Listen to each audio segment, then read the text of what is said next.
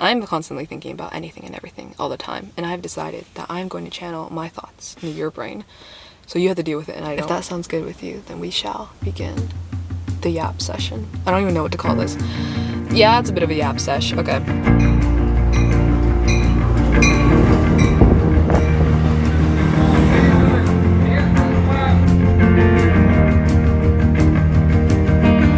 These are my thoughts 3 hours ago, and they made sense to me 3 hours ago. This may or may not go smoothly, but anyways, I was thinking about bullying and kind of this kind of strange, unconventional way that I figured out how to deal with. Okay, first of all, why did I even think of doing this? So these people's criticisms, they kind of just live in my head rent-free, and it was getting to a point where like I did not know how to separate my thoughts from what they were thinking anymore. Like it was just constantly, every single thought that I'd have, I'd be like, oh, what would they say? How would they criticize it? And I feel like if anyone has gone through bullying in some like long-term kind of way, or maybe not even long-term, just like it kind of just sticks in your head. And I decided to open up like a notes app, and I started writing like in their POV, like fully, completely first person, where I am writing things like I'm a type of person who's this. Like it was helping a lot, but I needed I needed more questions. I needed more aspects of them to be able to talk about. Or so I opened up the Myers-Briggs personality test, which I know people have qualms about this kind of stuff, because it's like, how can you categorize people by 16 personalities, or like the big five, where it's like, oh, it's the fucking zodiac signs all over again. It's all pseudoscience, which to an extent I do agree with, but let me explain. I wasn't using the Myers-Briggs personality test to like diagnose them in a way. I wasn't being like, oh, like they're this personality, that's why they're a shitty person, that's exactly why. Like, no, I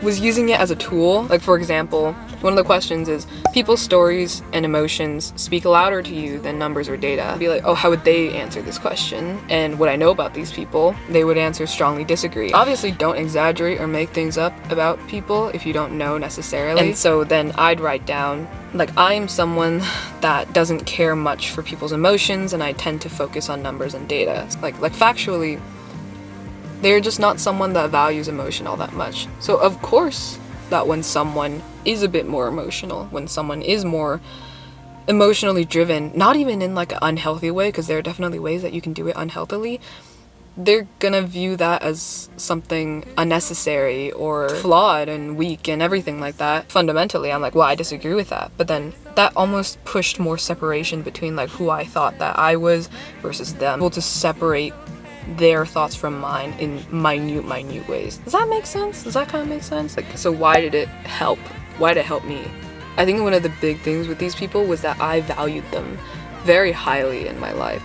And I took whatever was said about me like so personally. Like I was like the reason why they're picking these flaws out is because it is like a flaw within like myself. Like, oh, it's like specifically about me. These are flaws in me that I need to fix and I need to get better and blah, blah, blah. It kind of helped me view them as just people. Like, there's nothing special about them, even if there is some kind of like, for example, a teacher they're inherently higher than you in a hierarchical stance. So like they're the teacher meant you are the student. Like there's an obvious dynamic there. But at the end of the day, when you're looking at these people for just like their personalities and everything, it takes away from the external factors that could add to the validity of what they say about you. From the most put yourself in their shoes kind of way possible. Like this is the most that I can really try to understand like who this person's character was, what do they value, what do they see as something flawed. They have their perspectives on life, they have their experiences that have made them to who they are. Like it wasn't about you. Like you having emotions, God forbid, is something that they would have criticized in other people as well. It was something necessarily wrong about you as a person. Like they're not special. They're not smarter, they're not more valid in their opinions of you than you are of yourself, and also, like, they probably don't know you as well as they think they do. What the hell was I going on about? I don't even know. That is all I have to say. I definitely have more to say, but I'm going to cut myself off. liar. I had more to say. I was like, what do I want to title the video? And I'm like, understanding your bullies. Then I was like, okay, so why is it important that we understand these people? Again, straying away from the term bully, because at the end of the day, they're people that just happen to act in a way that would classify them as a bully. You know, they're not some big bad wolf. They're not evil. There's not a clear distinction between good and bad, is my point with this. I'm not excusing their behavior. Whoever these people are in your life, they've hurt you, but they're not the ones holding on to the anger, to the hatred, to the resentment. Not that any of that is invalid. This is a really complicated topic. You know, the thing is, like, some people need that anger, especially people pleasers, I would say.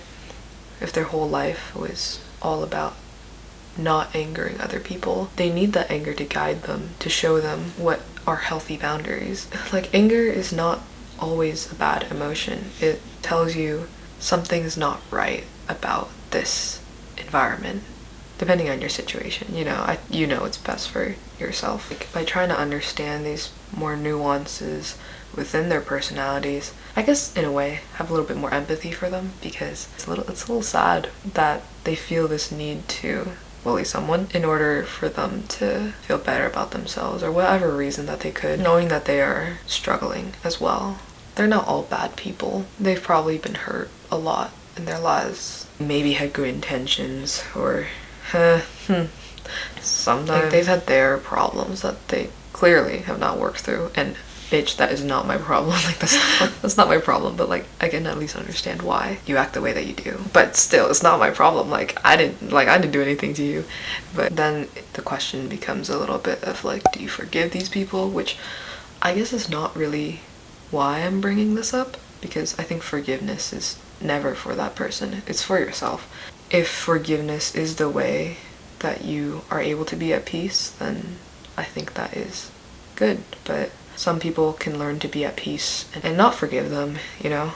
No one is entitled to that, but for your own peace and happiness, like, I trust that you guys know what's best for you. I'm just sharing what I've learned and kind of where I'm at with all of this. Like, yes, there are days that I am very resentful and filled with just boiling, seething rage. But there are other days that, you know, I choose to let go of that anger a little bit. Not for them, not because I forgive them in any way, right now at least. It's just because for myself, like, it's exhausting holding on to all of that, but it's also okay to let it go. And maybe it also wasn't that personal for them. At the end of the day, we're all people. We all make mistakes. We all fuck up. Some more than others. I think I am also still learning to be a little bit more kind to these people. There are people that seemingly like don't deserve that. I don't know. It's not about whether they deserve it or not. It's for me. I don't want to be angry all the time. I don't want to hold on to all this rage, because are they dealing with this every day? Are they working through their problems? I don't know. I don't care. It doesn't really bother me. Am I dealing with this every day? Am I holding on to all this pain? Yes. And I don't want to do that. Emotions. Yeah, horrible emotions. Yeah, I know. Terrible things, truly. Why you gotta be so complicated? I'm curious what other people think about it. People that have experienced bullying to some extent. If they ever forgave them, if they ever will. What that process was like. Yeah, for the people that care enough to listen to what I have to say. I value you guys a lot. And I also value what you have to say as well. Okay. And now I'm done. Okay. Good night.